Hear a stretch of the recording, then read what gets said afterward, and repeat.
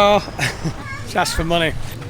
She seems very happy with the money. There's a place here in Pai called Edible Jazz, or it used to be called Edible Jazz. I jammed there many years ago when it was called something else, but the previous owner actually was arrested, and so were some of the musicians that were playing on the stage as well. And then now some new folks have moved in and it's called something else, but the owner was a long time expat in Thailand. It was quite clear what had been going on at the property. You know, it wasn't any news to anybody that they were playing live music there and foreigners were jamming, you know. And quite obviously there were Farang on the stage, and quite obviously those Farang didn't have work permits. So, because somebody that plays music, and I'm not particularly great, I put myself as an intermediate person. I play music for the fun of music, not to be an expert. But as somebody that plays music and that has played in Thailand and had a music bar myself, had a jazz lounge myself, it's sad when music is penalised in some way. Of course, I understand it. You know, as somebody that has a work permit myself and goes through all kinds of madness to get it and paperwork to get it, I understand why you want to protect Thai occupations. But clearly, when a foreigner is just jamming along and is not playing set after set, you know, hasn't got a weekly set, is coming to Pai, maybe they can show they're staying in a hotel for a couple of days and then they're leaving, you know, clearly they're not working. And I believe that they couldn't Edible Jazz or other venues couldn't afford to pay them anyway. I couldn't afford to pay all the people that jammed on my stage in Hua Hin.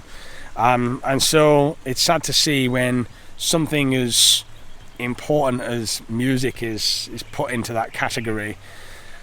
Because music is art, and art should be allowed, and musicians should be allowed to jump on a stage and to jam along, and for the good of the people that are watching, and to add something to the bar. And also the Thai musicians love it, by the way.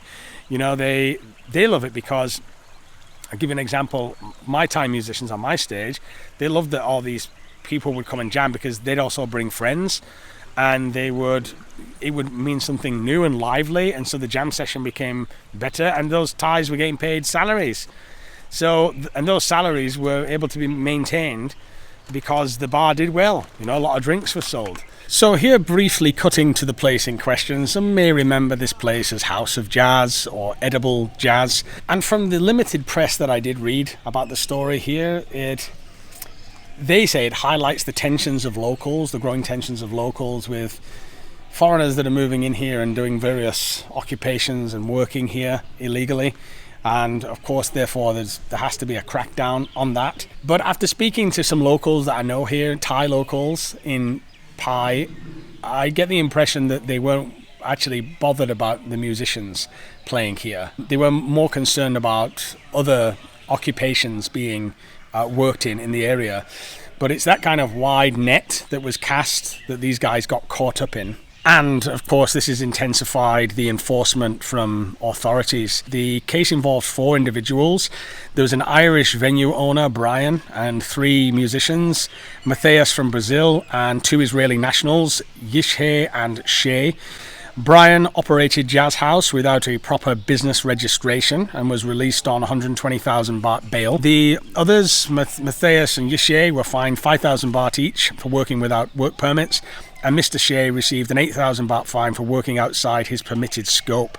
So Mr. Shea had a work permit, but that work permit did not specify musician. It also caused a bit of an issue because Matthias had been touring Thailand as a tourist for 3 months and was scheduled to perform at 11 venues across Japan starting in February 17th. And the musicians were expected to be released after paying their fines, but were instead processed for deportation. And this is what has sparked a little bit of debate here about the aggressiveness, let's say, of the policy, the enforcement here when it comes to musicians. I'm drawing a line here between normal, like, protected occupations and other occupations and musicians that are not being paid. Now, I don't know in this situation if they were being paid or not, but obviously it stops people wanting to jam and wanting to get involved simply because, even if they're not being paid, simply because of this situation. And that's going to wipe out all foreigners on the stage here. that just travel to jam, and there's a lot of them. I've mentioned before on my stage I had quite a lot of people come from Norway, Sweden on holiday, and weren't getting paid when I had my jazz lounge, and they would play on stage and it made a great atmosphere. The Thais loved it, everybody loved it, but that just won't happen anymore, and there should be some way to kind of to separate who is being paid and who is not being paid, and maybe issue a temporary permit, something like that. Maybe it's something you could get on arrival, a temporary permit to play music, charge 1,000 baht for it. They can get it, and that means they have that permit then to wherever they want to go and jam, they go and jam as long as they're not receiving any money for that. In the majority of cases, a lot of people can't pay these guys that come in and jam, and so they can't afford to pay them. So a lot of them are just jamming for free, or maybe they're getting a free beer or something like that. So the government then could collect that money and use it, give it back to the local community in some way. That would be a good measure to allow music to be and musicians to play, and those traveling musicians to come to Thailand and bring audiences to certain venues, and then obviously increase the incomes of that venues. I just like to see something like that in place, but who am I to say anything about what should be in place here? It would just be nice to see. As for some of the specifics, after appearing in court they were fined, but instead of being released they were transported to Mae Hong Son Immigration Detention Centre. And as you know, in Thailand, often if you get deported, you can be put on a blacklist for a number of years. I don't know if that happened in this situation. One of the musician's girlfriends also did protest a little bit, and she sent a letter to the media. She said they were held under quite harsh conditions, and that these particular people were well regarded in the local community. I'll also mention as well that people that know this place very well know that musicians have been jamming here for years. For probably the best part of a decade, musicians have been able to come and jam here, and so it's not like it's been unknown to the authorities that it happened. I didn't know that the owner was operating without the proper licensing. That's a whole different issue. I'm not defending that, of course, but jammers on stage, I guess it's something close to my heart. Having had a place in the past where I paid a Thai band a full salary, 30,000 baht each, by the way, in my place that I used to pay them, and then we would have those foreigner musicians coming on, usually older guys, usually wealthy. They wouldn't even need the potential money that they would get paid. They were pretty wealthy. I've mentioned before that I have an interview with a guy that used to play on my stage, Roddy Lorimer, a good friend of mine. Roddy had played with Eric Clapton, he played with The Who, he played with the Rolling Stones, played with Beyonce, the Waterboys. He really didn't need like a few baht that he may be able to make doing something like that. But it'd be sad to think that all of that jamming and all that music that was created for all of those people couldn't happen because of the situation. So it's not that I'm saying you should be allowed to work without a permit. I have a work permit for YouTube even. My work permit says YouTuber on it. So I'm clearly a believer.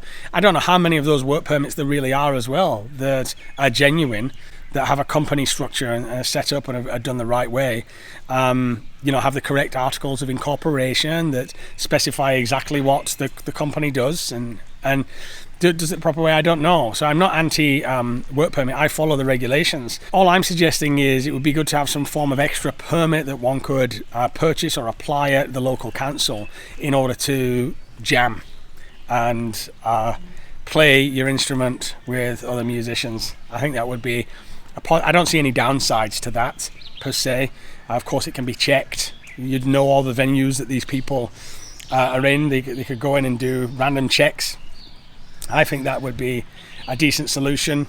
I mean, there's not that many musicians that really jam, so even to warrant such a policy, of course the income would be very negligible because there's just not that many people who do it unless Thailand became a hub for such things. So there's my 2 cents on the story anyway. It's sad to see something like this that's as integral to Pi as I remember it changing, but things change. And hello. Hello. I call money. Yeah, there you go.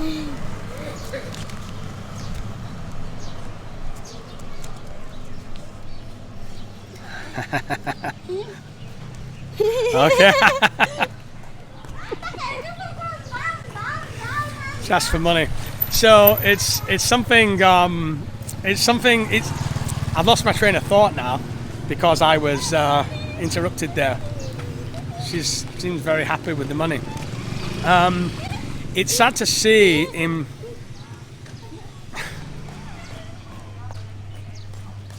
She's happy. It's sad to see in Pi something as integral as the jazz house and edible jazz changing. Of course, it's been replaced now. And so that's my 2 cents on that matter anyway.